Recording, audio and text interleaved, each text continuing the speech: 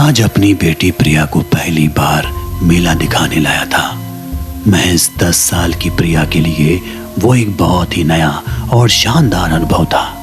पूरे मेले में घूमते घूमते प्रिया एक जगह आकर रुक गई। उसके सामने एक कठपुतली वाला खेल दिखा रहा था।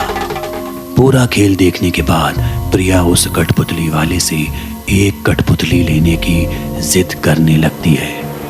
राज अपनी बेटी को कभी किसी चीज के लिए मना नहीं करता।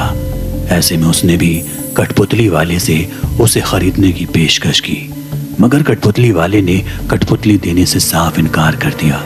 थोड़े भाव ताव के बाद जब राज ने उस मामूली सी कठपुतली के लिए खूब सारे पैसे देने की बात की, तो उस कठपुतली वाले ने अपनी कठपुतली उसके हाथों में थमा दी। कठपुतली थमाते हुए उसने सिर्फ एक ही बात कही, इस कठपुतली के साथ खेलना कभी बंद मत करना। उसकी बात को अनसुना कर प्रिया उस कठपुतली को अपने सीने से लगाकर घूमने लगी।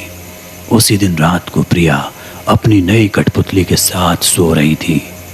राज रात में उसे गुड नाइट बोलने उसके कमरे में आया तो उसने देखा कि वो कठपुतली जमीन पर गिरी हुई थी। राज ने उस कठपुतली को उठाकर साइड टेबल पर रख दिया, लेकिन वो जैसे ही कमरे से जाने लगा उसे किसी लड़की के रोने की आवाज़ आई। वो कमरे में वापस गया तो उसे कुछ नहीं दिखा, पर जैसे ही उसकी नज़र उस टेबल पर रखी कठपुतली पर गई तो उसके होश उड़ गए। उस कठपुतली की आंखों से खून के आंसू निकल रहे थे। ये देखते ही राज घबरा उठा और उसने उस कठपुतली को उसी समय घर की खिड़की से बाहर फेंक दिया। उस रात वो प्रिया के पास ही सो गया। अगले दिन प्रिया की आवाज़ से राज की आंख खुली। उठते ही राज ने देखा कि प्रिया कमरे के फर्श पर बैठकर उसी कठपुतली के साथ खेल रही है। राज ने तेजी से उठकर उस कठपुतली को प्रिया के हाथों से छीन लिया। प्रिया जोर जोर से रोने लगी। राज ने उससे पूछा कि आखिर उसे कठपुतली कहाँ से मिली, तो प्रिया ने बताया कि वो रात को उसी कठपुतली के साथ सोई थी और सुबह भी वो कठपुतली उसके बिस्तर पर ही थी। राज को यकीन नहीं हो रहा था कि आखिर वो कठपुतली वहाँ कैसे पहुंची। उसने इस बार अपनी कार ली और उस कठपुतली को शहर की एक नदी में फेंक आया। लेकिन जब वो घर वापस लौटा तो उसने देखा कि प्रिया अभी भी उस कठपुतली के साथ ही खेल रही है। राज के होश उड़ चुके थे। उसे कुछ समझ नहीं आ रहा था कि ये सब क्या हो रहा है। उधर प्रिया अब इस कठपुतली को एक पल के लिए भी खुद से दूर नहीं करती थी। वो पूरा दिन सिर्फ उसी से बातें करती रहती है और उसके साथ खेलती रहती। राज के साथ अब रोजाना अजीब और गरीब हादसे होने लगे थे।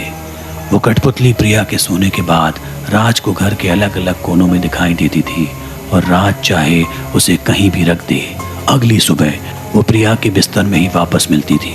राज अब पागल होता जा रहा था। वो समझ गया था कि यह कोई मामूली कठपुतली नहीं। राज ने प्रिया की दादी को उसकी देखभाल के लिए बुलाया और खुद गाड़ी लेकर उसी मेले में चला गया जहां से उसने वो कठपुतली खरीदी थी। उस कठपुतली वाले को पूरे मेले में ढूंढता रहा, पर उसे वो कहीं नहीं मिला। उसने बहुत जगह पूछताछ भी की, पर उस कठपुतली वाले का कोई पता ना चला। परेशान हालत में राज घर पहुंचा और वहां से जो उसने देखा उससे उसकी रूह कांप गई। प्रिया की दादी जमीन पर गिरी हुई थी और उसके सिर पर एक गहरी चोट आई थी।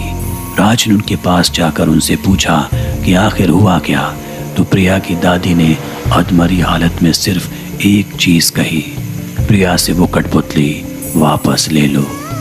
तभी अंदर वाले कमरे से एक अजीब सी आवाज आई। राज दौड़कर उस कमरे में पहुंचा तो उसने देखा कि बिस्तर पर प्रिया बैठी हुई थी और उसके दोनों हाथों में पतले धागे घुसे हुए थे।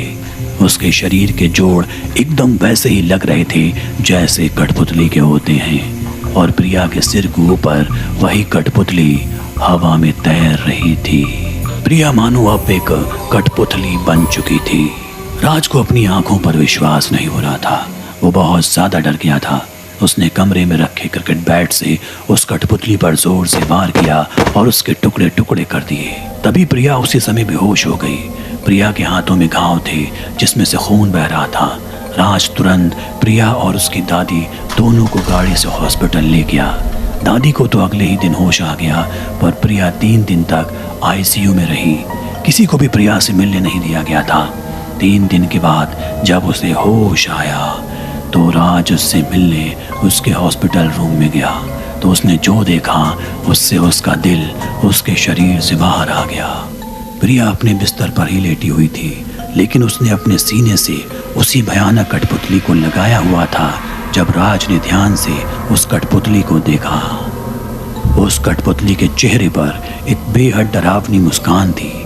राज इस वक्त तक समझ चुका था कि अगर उसने उस कठपुतली वाले की जल्द से जल्द तलाश नहीं की तो बहुत बड़ी मुसीबत आ सकती है।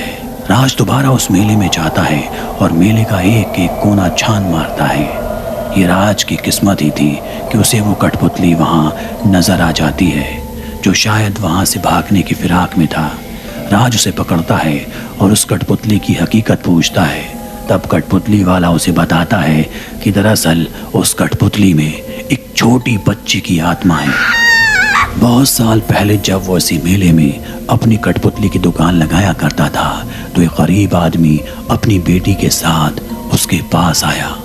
कठपुतली का नाच देखने के बाद जब उसकी बेटी ने कठपुतली खरीदने के लिए कहा तो उसके पापा ने मना कर दिया, और जब उसने जिद की तो उसके पिता ने उसे धक्का दे दिया, जिससे उसका सिर एक लोहे के सरिये से टकरा गया और उसकी वहीं मौत हो गई।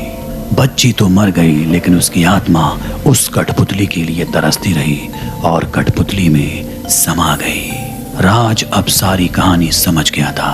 उसको फौरन एक आइडिया आया और उसने कठपुतली खरीद ली और पहले वाली कठपुतली के पास जाकर रख दी। इसके बाद से कभी ऐसी कोई भी डरावनी हरकत नहीं हुई। शायद उस बच्ची की जो आखिरी ख्वाहिश थी वो पूरी हुई। उसे उसकी कठपुतली मिल गई।